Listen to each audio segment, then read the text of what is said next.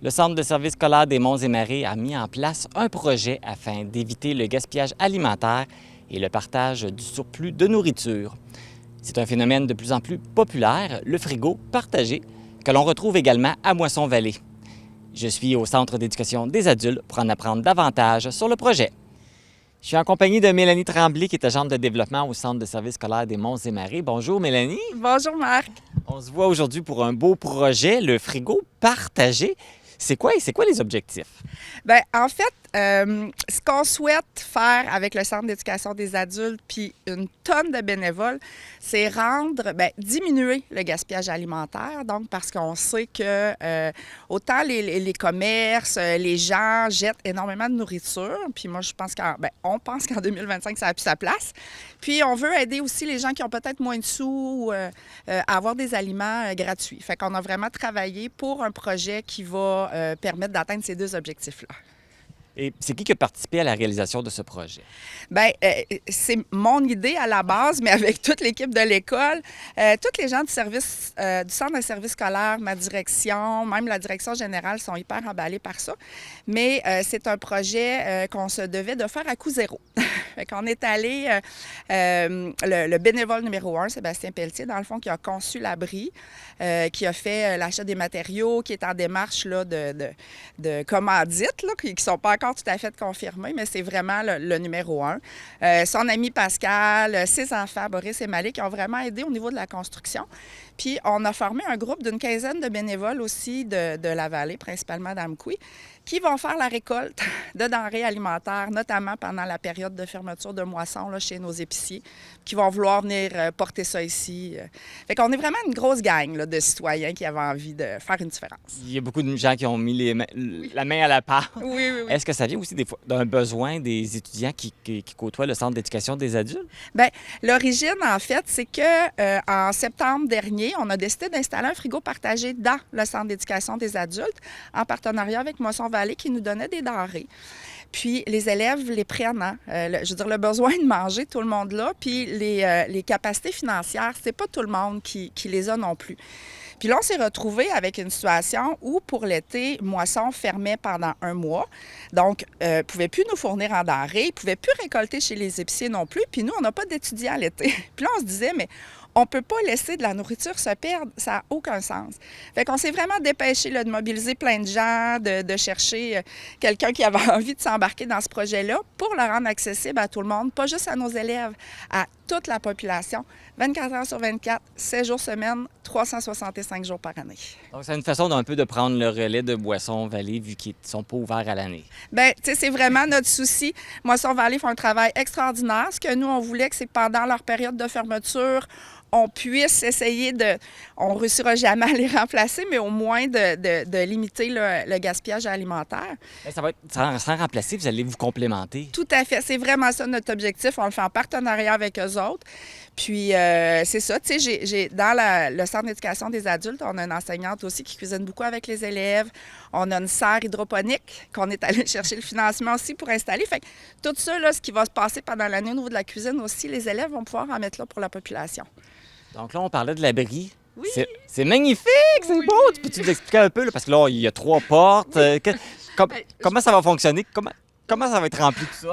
En fait, puis là, ça fait des semaines là, que les gars travaillent fort là-dessus. Là, on est vraiment dans la finition, ça s'en vient, ça va être complété.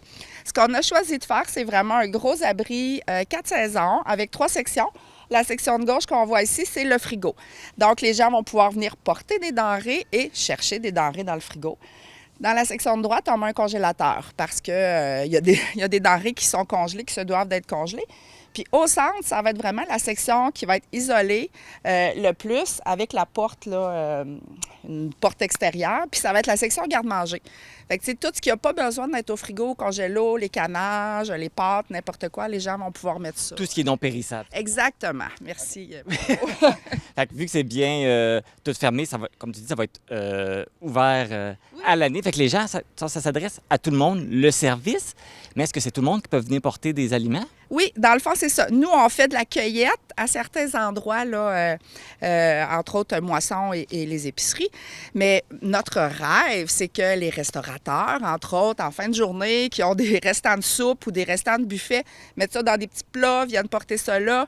Que toi, Marc, tu pars en vacances une semaine, il te reste un pot de houmous dans ton frigo, du yogourt, du pain. Tu sais que tu ne mangeras pas ça, tu viens de porter ça ici. Donc, monsieur, madame, tout le monde peut venir en porter et monsieur, madame, tout le monde peut venir en chercher aussi.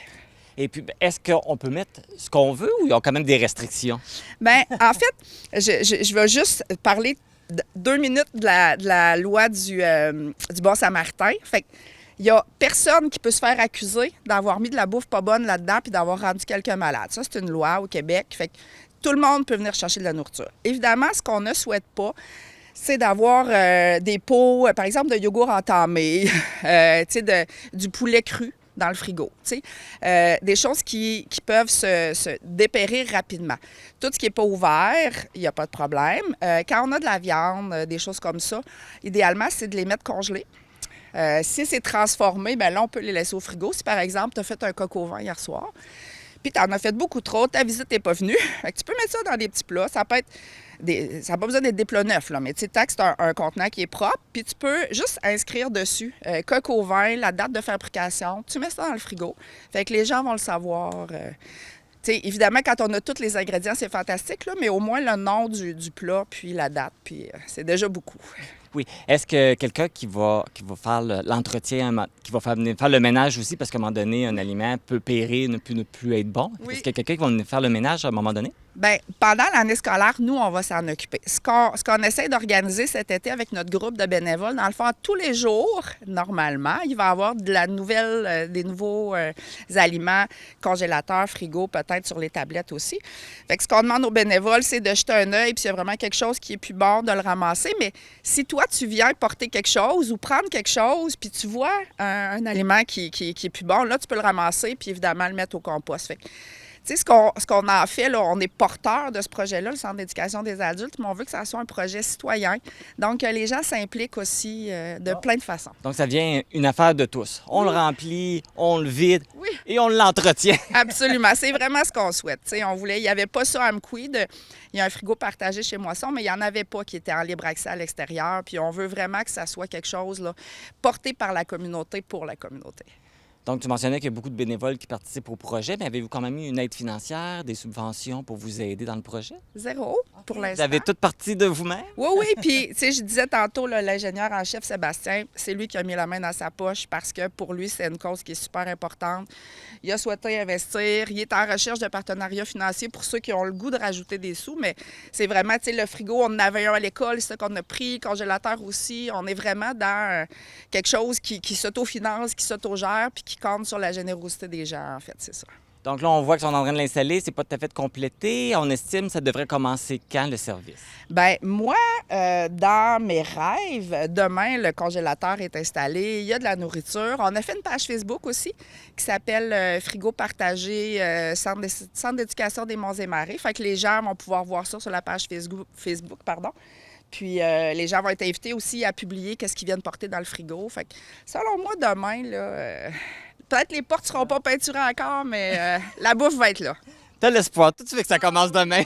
Oui, ça fait 3 semaines qu'on est là-dessus, là, presque à temps plein. Là, fait que, donc, si les gens ont des questions ou ils ont des commentaires, ils peuvent passer par la page Facebook. Y a-t-il d'autres façons de vous contacter? Bien, moi, je te dirais que Facebook, c'est la meilleure solution. Je peux laisser mon numéro de téléphone aussi sans problème. Donc, c'est le 418-631-6738. La seule chose, c'est que j'ai le grand bonheur de m'en aller dans un autre pays pendant quelques semaines cet été. Fait que ça se peut que je ne réponde pas. Mais sur la page Facebook, là, il y a des gens qui vont l'administrer avec moi aussi. C'est la façon peut-être la plus sûre. L'idéal, là, si on a des questions, des choses qu'on se demande, parce que des fois, ça peut être juste, peux-tu laisser ça? Ils peuvent vous écrire pour le demander. Oui, absolument. Absolument, sans problème. Sinon aussi, auprès de Moisson, je sais qu'il y a Sophie Nicole qui connaît bien aussi toutes les normes au niveau de la salubrité et tout. Fait que Sophie aussi peut répondre facilement. Mélanie Tremblay, merci beaucoup. Puis félicitations, c'est vraiment un beau projet. Puis j'espère que la population va embarquer puis que ça va très bien fonctionner. On est convaincus, dans le fond. Moi, je pense que quand ça part du cœur, puis c'est vraiment ça, ça peut pas marcher. Voilà. Merci. Merci, Marc. Le frigo partagé est situé dans la cour du Centre d'éducation des adultes des Monts et Marais, au 123 rue des Biens à Amqui. C'est un endroit de dons et de récupération alimentaire en libre accès et c'est accessible dès maintenant.